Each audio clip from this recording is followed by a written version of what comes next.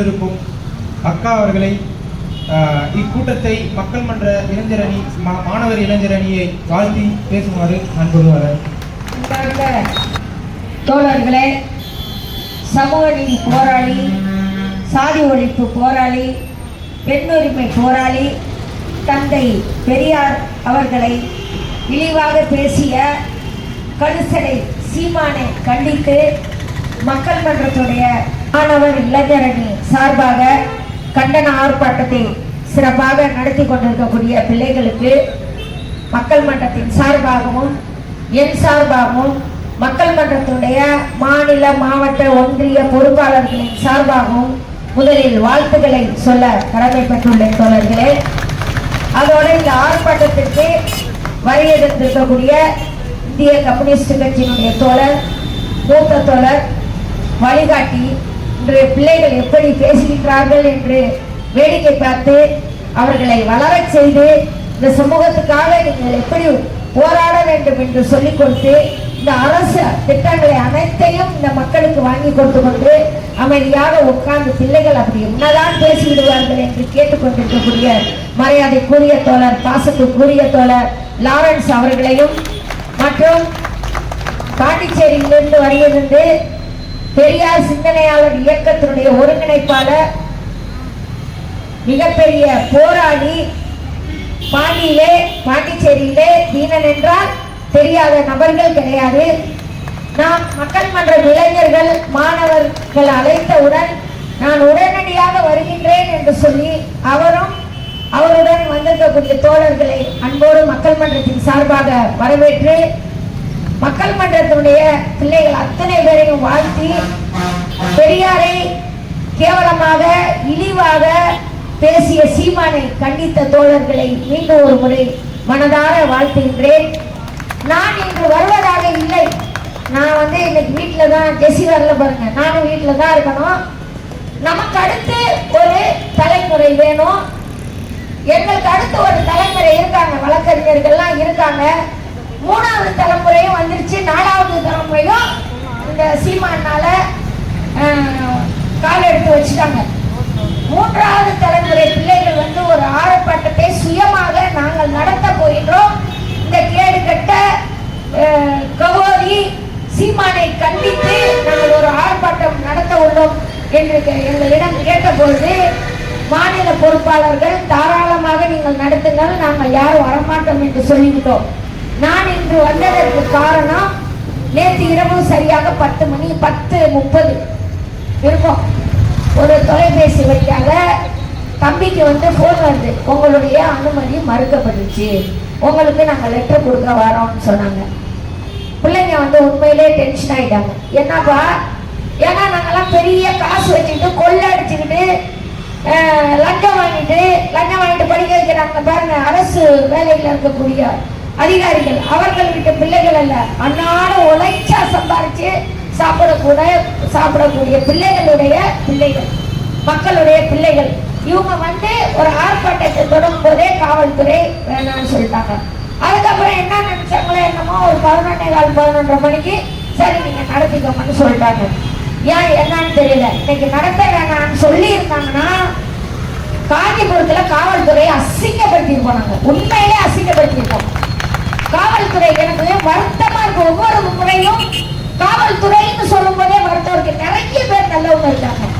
ஒரு சிலர்னாலதான் காக்கி சட்டைக்குள் காவி ஒளிந்திருக்குங்கிறாங்க பாருங்க. அந்த காக்கி சட்டைக்குள் காவி ஒளிந்திருக்குன்னா அந்த காவி ஒருத்தனாலதான் இங்க எல்லாருக்கும் எல்லா காவல்துறையும் நாங்க திட்ட வேண்டிய கட்டாயத்தை உருவாக்கிட்டு இருக்காங்க தோழர்களே. இதை தயவு செஞ்சு நாங்க இப்ப நீங்க ஆர்ப்பாட்டத்துக்கு அனுமதி கொடுத்தீங்க, நாங்க அனுமதின்னு கேட்கல, பாதுகாப்பு கொடுத்து தான் கேட்போம். நாங்க என்னைக்கு அனுமதி கேட்க மாட்டோம். இது ஜனநாயக நாடு, அனுமதி ஆர்ப்பாட்டத்துக்கு கொடுக்கணுங்கிற அவசியம் கிடையாது. பாதுகாப்பு கொடுக்கறதா உங்களுடைய வேலை. நாங்க ரோட்டுக்கு வந்தோடனே எஸ்ஐ கிட்ட சொன்னோம், சார் நாங்க ரோட்டுக்கு வர மாட்டோம், இந்த பேரிகார்ட்லாம் எடுத்துருங்க. நீங்க எடுக்கலைன்னா நாங்க ரோட்டுக்கு போவோம். எது சரியா இருக்குனாங்க அவங்களும் எங்களுக்கு ஒத்துழைத்தார்கள். நாங்க வெள்ளக்கோட தாண்டி வரல. ஒழுக்கம் நிறைந்த மக்கள், மாணவர்கள், இளைஞர்கள், அது மக்கள் மன்றத்தினுடைய பிள்ளைகள் ஒழுக்கத்தை கற்றுக் கொடுத்துருக்கோம். ஏன்னா புத்தர் சொல்லியிருக்காரு, ஒழுக்கமற்ற அறிவு ஒருபோதும் ஞானத்தை தராதுன்னு. நாங்க புத்தரை முழுமையா ஏத்துக்கிட்டவங்க. அதனாலதான் எங்க பிள்ளைங்க ரோட்டுக்கு வராம இங்க உட்கார்ந்து இருக்காங்க. அன்பார்ந்த தோழர்களே, சீமான் இவ்வளவு நேரம் தமிழ் எல்லாருமே கழுவி ஊத்துனாங்க, பேசினவங்க அத்தனமும். ஒருத்தர் இருக்கான் RSS கைக்கூலி அண்ணாமலை, சாட்டக்காரன். அவன் பேர் வந்து அண்ணாமலையில சாட்டக்காரன். அரை நிறுவனத்துல சாட்டையை கட்சிக்குவான். அதனால ஒரு தேசிய கட்சியினுடைய மாநில தலைவரா. ஆனா அந்த மானங்கட்டவன் அண்ணாமலை போய் தலைவரா போட்டிருக்காங்களே, உருப்படமா நாடு? துணிய சட்டையெல்லாம் கலட்டிட்டு சாட்டையை எடுத்து அடிச்சுக்கிறான். அவனுக்கு வந்து சீமானுக்கு அவர் தான் பெரிய பாதுகாப்பு மையம். சீமானுக்கு வந்து பாதுகாவலையா அண்ணாமலை சாட்டக்காரன். அவனுக்கு நாங்க வச்சிருக்கோம் பேரு சாட்டக்காரன். இன்னைக்கு புரட்சியாளர் அம்பேத்கரின் தந்தை பெரியார் ஒரு நாணயத்தின் இரு பக்கம். புரட்சியாளர் அம்பேத்கர் சொல்லியிருக்காரு, கெஞ்சுவதாலோ மனு போடுவதாலோ இழந்த உரிமை பெற முடியாது, இரக்கமற்ற போராட்டம் ஒன்றே தீர்வு என்னுடைய தலைவர் புரட்சியாளர் அம்பேத்கர் சொல்லியிருக்காரு. அதே போல அடங்கி வாழ்வது அவமானம், போராடி வாழ்வது தன்மானம்னு என்னுடைய தலைவன் பகுத்தறிவு பகலவன் தந்தை பெரியார் சொல்லியிருக்கார்.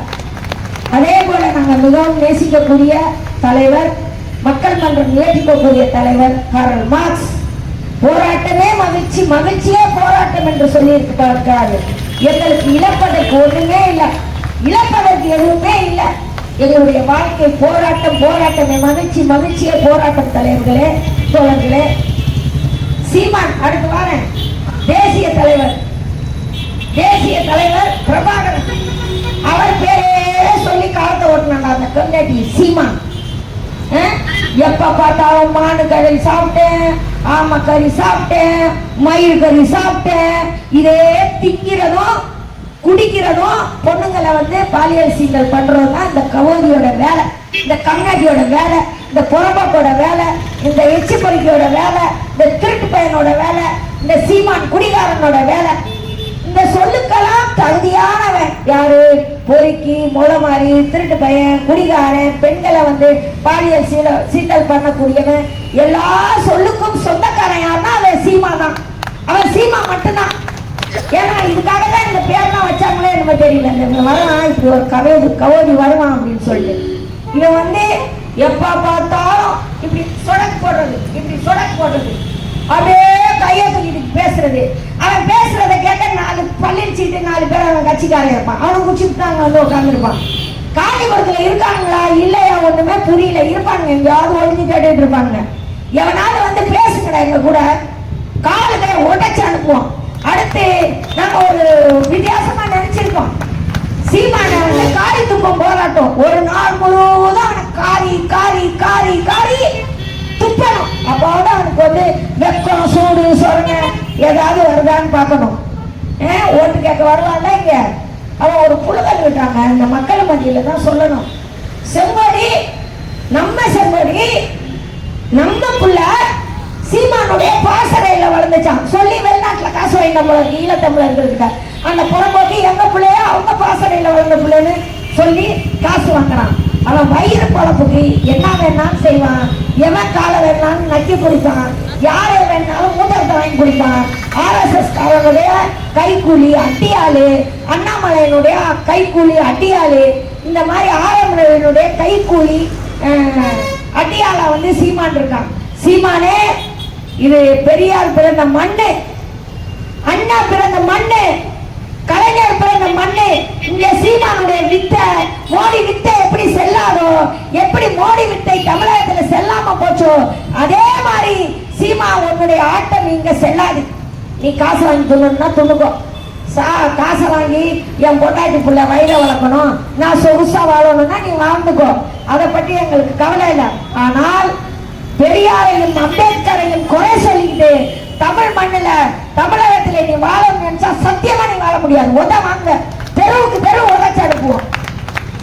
எல்லாம் நினைச்சிட்டாங்க பெரியார் இயக்கங்கள்லாம் இந்த வயசானவங்க தான் வராங்க, இதோட முடிஞ்சு போச்சு, அதுக்கப்புறம் நம்ம ஜாலியா இருக்கலாம்னு நினைச்சிட்டாங்க. முடியல. எங்க வீட்டு குழந்தைகள், எங்க பகுதி, என்னுடைய மக்களுடைய பிள்ளைகள், 5 வயதுல இருந்து 10 வயது வரைக்கும் இருக்கக்கூடிய பிள்ளைகள் நேற்று பெரியாருடைய போட்டோவை வைத்துக் கொண்டு தெரு தெருவாக நடந்தார்கள். என்னுடைய தலைவன் தந்தை பகுத்தறிவு தந்தை பெரியார் என்று சொல்லி தலைமுறை இல்லைன்னு நினைச்சுக்கிட்டியா? அதெல்லாம் வந்து மாத்திக்கோ. இதோட நீ வந்து அடங்கு. நாங்க தமிழக அரசுக்கு ஒரு கோரிக்கையா வைக்கிறோம். எவ்வளவோ பேரை கைது செய்றீங்க, ஏன் இந்த புறம்போக்கை இன்னும் கைது செய்யாம இருக்கீங்க? சீமான் போட்ட நாயையா கைது செய்யாம இருக்கீங்க? தெரு தெருவா அடிச்சு இழுத்துட்டு போகணும். தெரு தெருவா அந்த நாயை அடிச்சு இழுத்துட்டு போகணும். எவனுக்காக சீமாங்காரனுக்கு சூடு சொன்ன வருமானா எவனுக்கும் வரல. அது நின்று பாப்பாங்க, என்னடா பேசுறாங்கன்னு பாப்பாங்க. வந்து கேள்வி கேட்பானா கேட்க மாட்டான். ஏன்னா நீ இன்னைக்கு கேள்வி கேட்டீங்கன்னா நாளைக்கு உன்னையும் உழைச்சு துரத்திடுவான். அவன் குடும்பம் வாழ்றதுக்காக உன்னை வந்து பேசிக்கிட்டு இருக்காங்க. தோழர்களே, நீ வந்து இதோட வந்து நிறுத்திக்கோ. இன்னைக்கு முதல் கட்டமாக மக்கள் மன்றத்துடைய மாணவர் இளைஞர்கள் வந்து போராட்டம் பண்ணியிருக்காங்க. அடுத்த போராட்டமாக சீமானை காரி துப்பு போராட்டத்தை நடத்துவோம். நாடு முழுதும் அவரை காரி காரி ஊர்ல போறேன் வரேன் எல்லாரையும் துப்பாப்போம். அதற்குள் தமிழக அரசு கிட்ட ஒரு வேண்டுகோளா வைக்கிறோம். பெரியாரை நம்ம எல்லாம் தலைநின்ற செய்த தலைவர் பெரியாரை அசிங்கமாக கேவலமாக இழிவாக பேசிய கழுது சடை சீமானை உடனடியாக நீங்கள் கைது செய்ய வேண்டும் என்று முதல்வருக்கு ஒரு கோரிக்கையாக வைக்கிறோம். 60 கேஸ் 70 கேஸ் போட்டா பத்தாது, அவன் வாழ்நாள் முழுவதும் சிறையில் இருக்க வேண்டும் என்று கேட்டுக்கொண்டு பிள்ளைகளை வாழ்த்தி பெரியார் பிறந்த மண்ணிலே அம்பேத்கரும் பெரியாரையும் நாம் போற்றுகின்றோம். நாம் இருவரும் ஒரு நாணயத்தின் இரு பக்கம் 2 தலைவர்களும் வாழ்க பல்லாண்டு. இறந்து போயும் அவர்கள் உயிரோடு வாழ்கின்றார்கள். அவரை பார்த்து பயப்படுகின்றார்கள். இந்த சனாதனவாதிகள் பெரியாரையும் அம்பேத்கரையும் பார்த்து மிரண்டு போறாங்க. பெரியார், அம்பேத்கர், மார்க்ஸ் இவர்கள் 3 பேரையும் பார்த்த உடனே அவர்களுக்கு பயம் வருகின்றது. ஆகவே பெரியாரும் அம்பேத்கரும் இறந்தும் உயிரோடு இருக்கக்கூடிய தலைவர்களை நாம் பின்பற்றுவோம்.